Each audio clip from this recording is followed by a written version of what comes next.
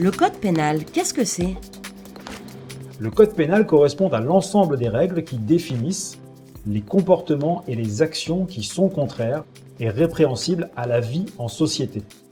Les textes qui y figurent décrivent ainsi les conditions et les limites de ces comportements, mais aussi les sanctions qui sont prévues pour les punir. Le code pénal en vigueur en France, à ce jour, l'est depuis le 1er mars 1994.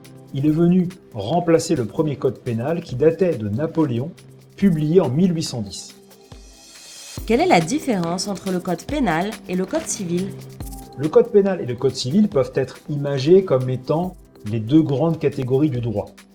On note 4 différences majeures entre ces deux recueils de lois. La première différence concerne les personnes qui sont concernées par les textes. Dans le code pénal, les infractions concernent un ou plusieurs individus face à la société, alors que dans le code civil, on décrit les infractions qui concernent des personnes privées. Les deux recueils traitent également de sujets différents. Le code pénal traite des infractions et des actions qui sont répréhensibles à l'encontre de la société, telles que les contraventions, les délits ou encore les crimes. Tandis que le code civil, lui, sert à arbitrer des conflits de droit dans des domaines très divers comme des sujets familiaux, de succession, de contrats, etc. Les tribunaux en charge des jugements sont également différents. 4 sortes de tribunaux ont la charge de juger et de faire appliquer les sanctions du code pénal. Les tribunaux de proximité, les tribunaux de police, les tribunaux correctionnels et la cour d'assises.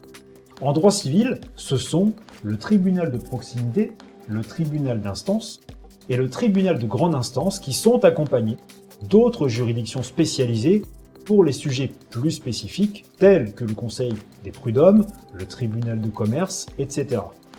Enfin, le type de sanction diffère également. En droit pénal, on peut être condamné à des amendes et à de la prison.